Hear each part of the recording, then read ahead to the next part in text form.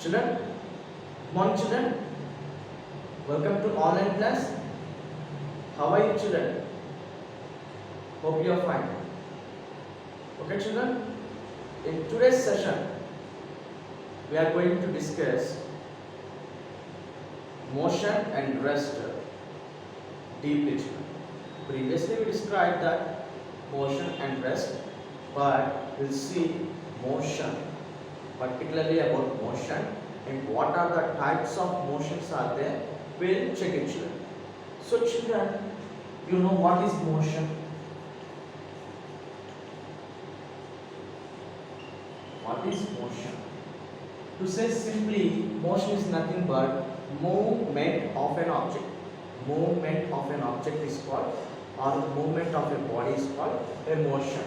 Or if we want to say it in a definition wise, we can say it as a body is said to be in motion when it continuously changes its position with respect to the surroundings. So children, before going to say a motion and types of motions, we'll see one example children. So there is a train in front of me and a person is in the train children. So I am at the outside of the train, means I am on the road. The train is passing in front of me. So I can say that the person who is there in the train, he is in motion, because he is continuously changing its position along with the train. So I can decide myself that he is in motion. But coming to the point of other person, the person who is in the train, he thinks like this children. The train itself is moving, but I am not moving, because I am not moving to either this side or that side. I am just simply sitting on the seat. You know, the railway compartments, there are train seats. So in that seat, I am just sitting. Simply I am sitting. The train itself moves, but I am not moving. He thinks that he is in rest. But according to our point of view, he is in motion because he is continuously changing his position. But according to his point of view, he is in rest. So children, motion is nothing but movement of a body or any object. So there are types of motions children. Types of motion. So how many types of motions are there children? There are three types children. There are three types. I am writing here. There are three types of motions children. So the first one is the translatory motion.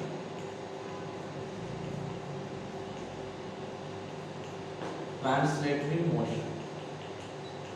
Children, we'll see only about translatory motion. After completion of translatory, we'll go to the second one, rotatory. After the completion of second one, we go directly to the third one. Children, so first translatory motion. What is translatory motion? See children, there is a bus. There is a bus, and you might have seen many parts of your bus children. You might have seen many parts. What are those parts? You may see the tables, or you may see seats, steering, the driver's seat, and there will be a gearbox in the front, glass and windows. You might have seen all these objects in the bus children. When the bus is in motion, is all these objects are in motion or not? Means along with the bus, these all parts will move children. Simple children, you are sitting in a bus, means you are also moving along with the bus. So, but what the translatory motion says means a body is said to be translatory. A body is said to be translatory motion.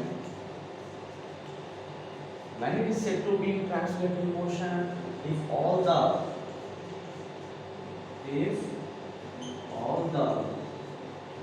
parts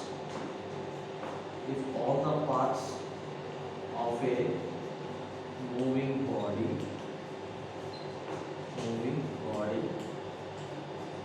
are in rest. Are in rest. Children, a body is said to be in translative motion if all the parts of a moving body are in not rest, children, are in motion. If all the parts of a moving body are in motion. Children, look at my pen which is in the pocket. So children, if you look at this pen, I am carrying this pen, keeping in the pocket. When I am moving, I am in motion. Consider, observe it, children. Now I am moving. So when I am moving, along with me, the pen is also coming. Sorry, is the pen stops there? Ideally, no, it is coming along with me. So this type of motion is called translative motion, children. When you carry a bag, children, when you carrying a bag in the back of your shoulders, you might have think along when you are moving along with you, the bag also moves. Yes or no, children? So this kind of motion is called translative motion. And again, translative motion is divided into two types, children. What are those? Is subdivided. Again, two parts. In the bracket I given two is nothing but what is again divided into two types, children. The first one is rectilinear motion. Rectilinear motion. And the second one is a curvilinear motion. Curvilinear motion. Okay, children, you might have known that translative motion is along with the moving body, all the parts are also in motion. So that kind of motion is translative motion. But again, the translative motion is divided into two types. The first one is the rectilinear motion. What is rectilinear motion? If all the parts of a moving body moves in straight direction. See, I am moving in a straight direction. So I am in rectilinear motion. If any body moves in a curved path, so that type of motion is called as a curvilinear motion. You might have seen that when the bus is climbing the mountain, it has to turn. It has to turn, means it has to take the curved path. So we can say that type of motion is curvilinear. If you go on a straight line, means take the example from highways. Highways are straight roads, straight and broad roads. So in that roads, on the roads, you might have seen that any vehicle moves in a straight path. So that kind of motion is called rectilinear. And whenever a body moves in a curved path, we can call it as a curvilinear motion. Understand, children? Next, coming to the next one, because we said the types of motions are three.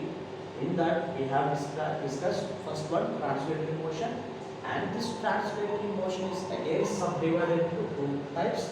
One is rectilinear motion, and the other one is a curvilinear motion. Next one, rotatory motion.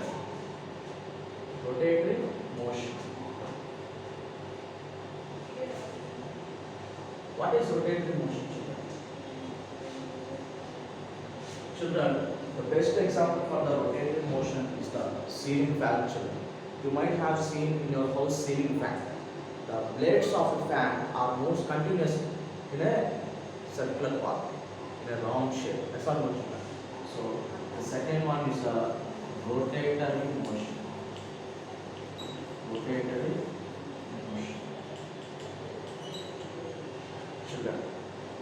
Children, before saying rotatory motion, I need to say one more.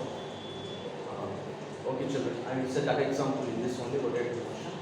Children, when a body is said to be in rotatory motion, then we will say, first of all, we will see some examples for the rotatory motion. You know our Earth is in rotatory motion because it rounds, means it travels around the sun, children. You know that, and the fan blades are in motion, and you might know that some other examples are there, children, rotatory motion for that. And you know, best example is a clock.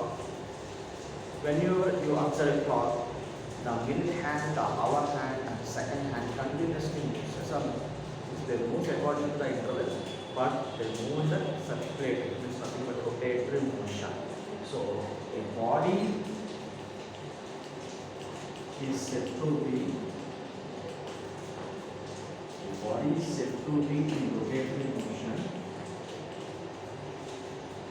Okay, sorry. Body is said to be in rotatory motion. All teachers can gather in UKG. So that the body is said to be in rotatory motion if it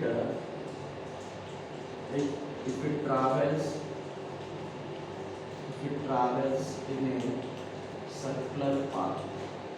Simply to say, if it travels in a circular path, we call it as a rotatory motion, children. And we will see next oscillatory motion, that is the third type of motion, children. Do you understand, children? Simple. Rotatory motion is the body is said to be rotatory motion if it travels in a circular path, round path. So that type of any action or any movement of a body can be considered to be as a rotatory motion. We will see the oscillatory motion, that is the third type of the motion in the next class. We concluded up to here, children. So thank you, children.